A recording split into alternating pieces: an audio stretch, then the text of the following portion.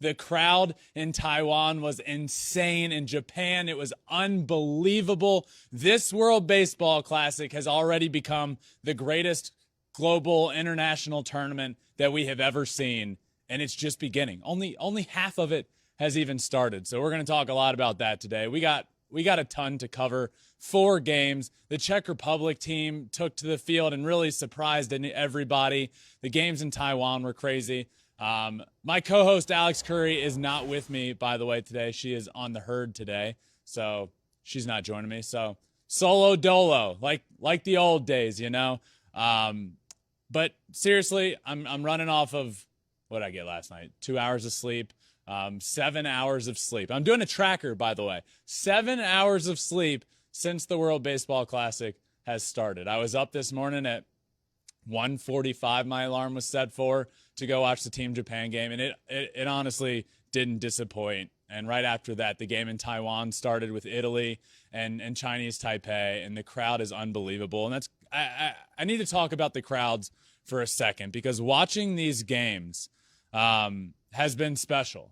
The crowd has been unbelievable, and the growth that we're seeing from the sport of baseball is something that makes me so happy. And the emotion that we're seeing on the field, the emotion that we're seeing from the players, we saw fans in tears. We see these fans in Taiwan literally crying and chanting and banging their drums and their thunder sticks. It's unbelievable how crazy these crowds have been. And I'll say it, we need to evolve here.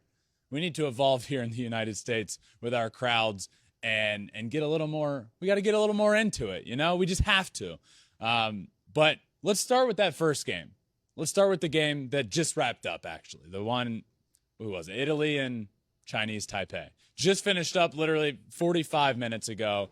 This game was wild. Chinese Taipei ends up beating Italy 11-7. Chinese Taipei being the home team in front of their home crowd. It was sold out, and the place was nuts. Kind of a back and forth ball game. Italy gets out to a bit of a lead, and then Chinese Taipei just comes roaring back. Yu Chang, big leaguer in the Red Sox organization now, hit probably the biggest home run of one of the biggest home runs of the tournament to this point.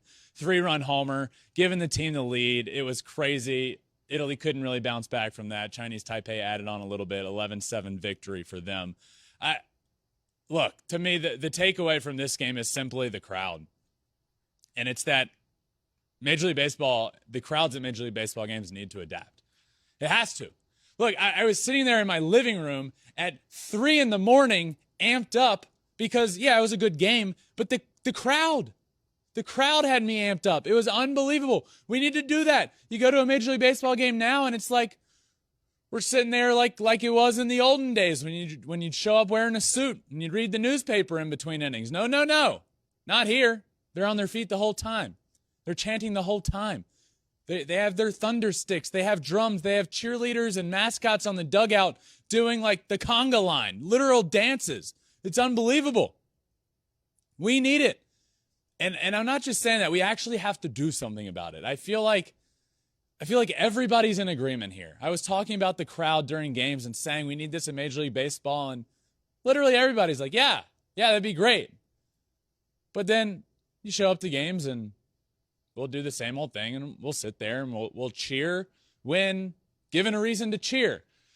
That's not what they're doing. It's an absolute party, and the international game of baseball is something that if you haven't, it's tough for people in America. I understand this with the time zones, but if you haven't yet woken up for the late games on the other side of the world, so it's actually like 2, 3, 4, 5 a.m. in the U.S., you have to do it. The crowds are unbelievable. The international crowds it's just different.